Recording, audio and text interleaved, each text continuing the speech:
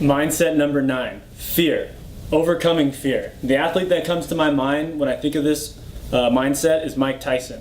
And so much of his training and so much of what made him great was this inferiority complex that he had, and this fear that he had of never amounting to anything, and using that, and his trainer Customato using that to his advantage and unlocking a beast in Mike Tyson. So the quote that I have from Mike Tyson is, "I have supreme confidence." He's talking about being in the dressing room before a fight. "I have supreme confidence, but I'm scared to death. I'm totally afraid. I'm afraid of losing. I'm afraid of being humiliated. The closer I get to the ring, the more confident I get.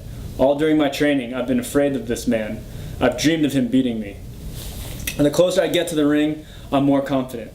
Once I'm in the ring, I'm a god. No one can beat me." And I just think that that's such an amazing quote about a really high-level athlete in a combat individual sport. And that's probably where the stakes are greatest for humiliation and for fear, not just bodily damage and physical damage, but mental trauma of being the fact that you're one-on-one getting watched by millions of people, and you could get seriously hurt on television in front of a lot of people. That's pretty high stakes for fear. So that's definitely something to think about. And Tyson was the best. He believed that dealing with fear, just accepting that fear is normal and using it as his friend, his ally in the fight, made him comfortable with it. He never conquered fear. He said that his goal was never to conquer fear, but to use it as a normal part of being a fighter. And so really important. In basketball, the type of fear we have is different. It's more what we think of, what other people think of us. For example, being afraid of making a mistake in front of a crowd. That seems to be the most common form of fear. It's almost paralyzing. So what happens is we start worrying about what everybody else thinks, and we have a hard time adjusting to that and adapting and playing to our normal ability. I had a point guard who would just be so obsessed with what everybody thought of them, and so critical of herself because of that she couldn't operate. So what you got to know, for one, the reason I bring up Tyson is basketball isn't a sport where if you get knocked out live on television and you're fighting one-on-one with other people, with just millions of people watching. It's a completely different sport. You have your whole team, and the risk of getting hurt is obviously not the end result of the game that you're participating in. So there's no real, if you put it in perspective like that, there's no real reason to be afraid of basketball compared to fighting. In Miyamoto Musashi's legendary book, The Book of Five Rings, he talks about fear and conquering fear in a sword fight. The competition he's referring to in feudal Japan were duels to the death. So the stakes are obviously much greater than in a simple basketball game. What they did to do this was to first accept death as a possible outcome. Once they accepted death, there was no longer a fear of dying.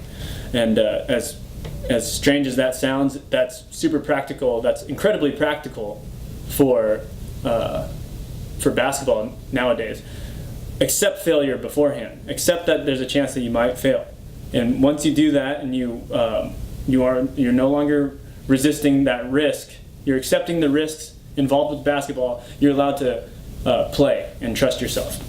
In basketball, obviously it's not a life or death situation, but you have to accept the fact that you will potentially fail, and that's okay. That's just part of the process. And once you do that, and once you make peace with that, you're no longer afraid of the present.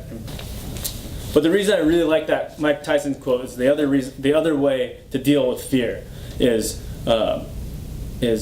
preparation.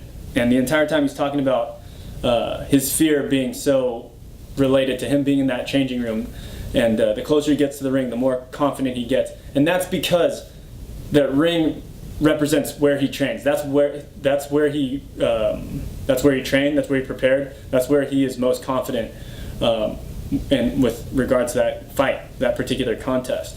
So the closer he got to the ring, the more comfortable he became, and the more confident he became. Definitely one way to always eliminate fear is to be as prepared as possible. not just prepared to win, but being prepared to be stuck in a tough situation.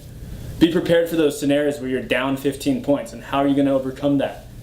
Understand the clear path of being able to, what needs to be done to get over that hump, and to be able to compete even when you're down. And then that fear will no longer be there. And just accept that in any kind of competition, there is a risk of humiliation. There is a risk of hurting yourself. And once you accept that that's just a normal part of the process, or every single person's done that, then it's not as big a deal. But as far as being too overly concerned with what other people think, like the crowd, fans, even your loved ones, your teammates, your coaches, that all comes back to the work ethic concept. If your genuine love for the competition, for the game of basketball, for winning, is greater than your fear of what other people think, then it's not going to be an issue.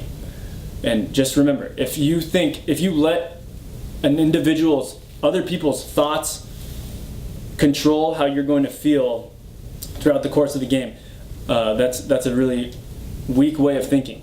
And I think once you have that paradigm shift in your head, you're not going to let that happen as much. If you understand, you doing that, you allowing yourself to be nervous, is giving other people power over how you're going to play that game. It's the exact same thing as being overly intimidated by another player and not playing to your full potential just because you're scared of them. Fear is obviously something that comes into the equation, particularly as players continue their quest to mastery, and they become solid players, and they're going to the next level, and they're playing at bigger games for higher stakes. So it's an important thing to think about. And there's a ton of stuff involved in fear. We get into this. We get way deep into that, way more nuanced on that, and other stuff coming up. So, but that's fear. On to mindset number 10, which is leaving the door open always.